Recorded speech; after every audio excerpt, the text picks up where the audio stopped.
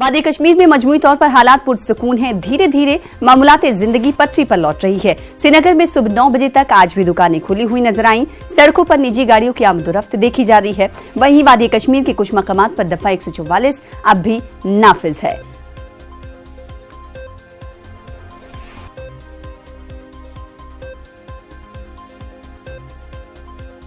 उधर वादी कश्मीर में आज से पोस्ट पेड मोबाइल फोन की खिदमत बहाल कर दी जाएंगी। इसका ऐलान शनिचर यानी 12 अक्टूबर को कर दिया गया था। सरकारी तर्जुमान और सीनियर आईएएस अफसर रोहित कंसल ने मीडिया से कहा था कि आज 12 बजे से पोस्ट पेड मोबाइल फोन बहाल कर दिए जाएंगे। उम्मीद है कि अब तलबा भी स्कूलों का रुख करेंगे। अब ट्रैफिक की नकलो हमले में भी इजाफा होगा।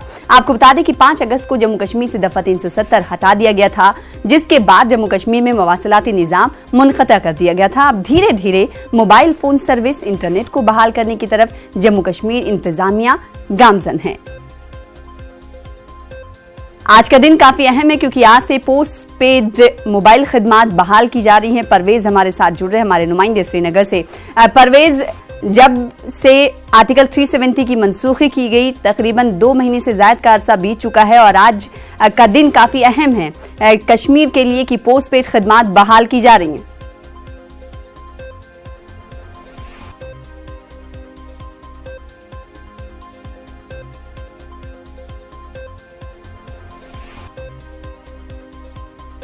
तकरीबन 70 रोज़ आज बीत गए हैं, जबकि यहाँ पे जो मोबाइल टेलीकम्युनिकेशन है उसको पूरी तरह से रोक दिया गया था, बंद कर दिया गया था। आज का दिन बेहद अहम है। यहाँ पे लोग सुबह से ही जो अपने मोबाइल्स वगैरह हैं उनको चार्जर पे डाले हुए हैं, मोबाइल चार्ज करके रखा हुआ है सब लोगों ने।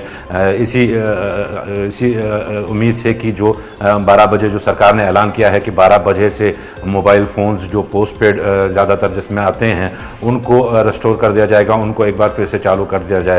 यहाँ पे मैं आपको बता दूं कि यहाँ पे वादी कश्मीर में तकरीबन 60 लाख मोबाइल यूज़र्स हैं, जिसमें 40 लाख जो हैं वो पोस्ट पेड मोबाइल यूज़र्स हैं और सिर्फ 20 लाख हैं जो प्रीपेड मोबाइल यूज़र्स हैं।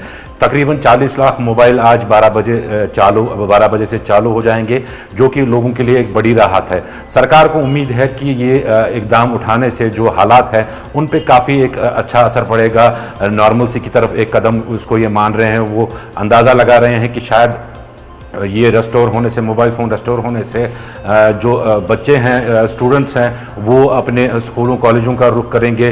जो ट्रेडर्स है, ट्रेडर्स कम्युनिटी को भी काफ़ी राहत इससे मिलेगी। दूसरा, जो यहाँ पे टूरिस्ट आते हैं, जो कि सबसे बड़ी इसमें एक अहम बात ये है कि जो ट्रैवल एडवाइजरी हटने के बाद जो टूरिस्ट अब यहाँ आना थोड़ा बहुत शुरू हो गए हैं, तो उनको भी इससे काफ़ी राहत मिलेगी। जो टेलीकम्युनिकेशन एक बार फिर से यहाँ पे रेस्टोर कर दी जाएगी। ताहम अब देखना ये होगा कि जो 12 बजे का वक्त दिया गया है, उम्मीद यही की जा रही है कि 12 बजे के वक्त तक ही ये जो टेलीकम्युनिकेशन है इसको रेस्टोर कर दिया जाए ताकि लोगों को एक राहत मिले। जी सना, बजे का वक्त दिया गया है। अब कश्मीर के लोग अपनों से राब्ता कर सकते हैं। पोस्ट पेड बहाल कर दिए जा रहे हैं। बेहद शुक्रिया हमारे साथ जुड़ने के लिए परवेज और इस हवाले से तफसीलात फराहम करने के लिए। पाकिस्तान ने एक बार फिर जम्मू कश्मीर के जिला पुंछ में फायरबंदी मुआहदे की खिलाफवर्जी की है। पाकिस्तान ने पुंछ के कस्बा और कितनी सेक्टर में खिलाफवर्जी की है। एलओसी पर सुबह के 3 बजे से लेकर 4 बजे तक बिलाइश्ताल फायरिंग की गई। पाकिस्तान की इस नापाक हरकत से इलाके के लोगों में खौफ हरास का माहौल है। पाकिस्तानी फायरिंग का हिंदुस्तानी फौज ने भी मुअस्सर जवाब दिया है।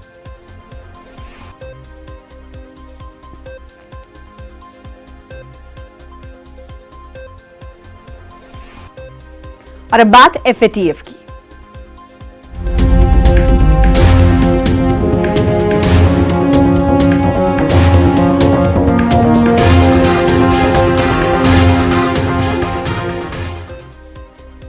पेरिस में फाइनेंशियल एक्शन टास्क फोर्स की मीटिंग है। मनी लॉन्ड्रिंग और टेरर फंडिंग पर नजर रखने वाली तंजीम पाकिस्तान को ब्लैकलिस्ट करने के ताल्लुक से इस मीटिंग में फैसला ले सकती है। पाकिस्तान को इस मीटिंग में यह साबित करना होगा कि उसने टेरर फंडिंग और मनी लॉन्ड्रिंग में मुलव्वस अफराद और तंजीमों के खिलाफ कार्रवाई की है। एफएटीएफ की सदारत फिलवक्त चीन कर रहा है, जबकि मलेशिया, तुर्की और सऊदी इसके अरकान मुमालिक में शामिल हैं। तंजीम की ज़ैली शाख एशिया पैसिफिक ग्रुप ने पाकिस्तान को ग्रे से डाउनग्रेड करके ब्लैक लिस्ट में शामिल करने की सिफारिश की है।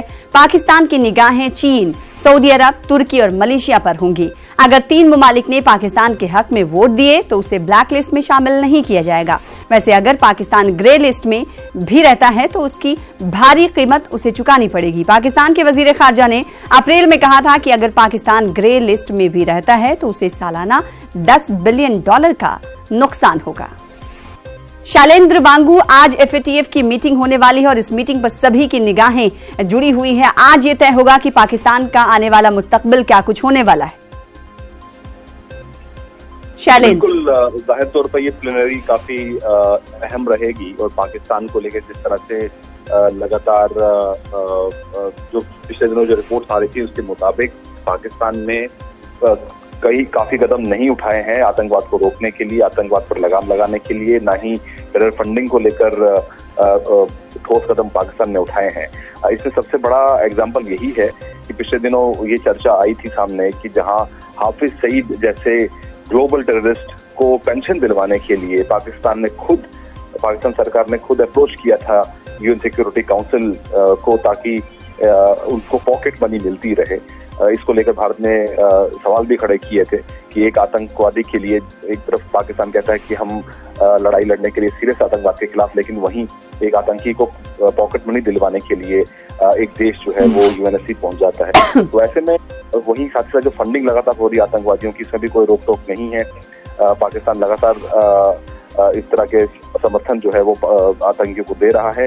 और वहीं साथ ही साथ हमने पिछले दिनों देखा कि जो सामने एक रिपोर्ट जो सामने आई थी सब ग्रुप की, FATF के सब ग्रुप की, उसमें भी कहीं ना कहीं ये साफ हो गया था कि पाकिस्तान ने कड़े कदम नहीं उठाए हैं। उसमें जो स्टैंडर्ड्स हैं उसके मुताबिक फेलियर रहा है पाकिस्तान का कि वो ठोस कदम उठाए आतंकियों के खिलाफ। तो ऐसे में अब ये तय करेगा कि क्या पाकिस्तान ग्रे लिस्ट में ही बरकरार रहेगा या कहीं पाकिस्तान पर ब्लैक लिस्ट में पाकिस्तान को ब्लैक लिस्ट किया जा सकता है और उसको उसके जो बाकी की जो फंडिंग्स हैं, लोन जो मिलते हैं इंटरनेशनल लेवल पे, उस पर भी अब पाकिस्तान के लिए सख्ती बरती जा सकती है।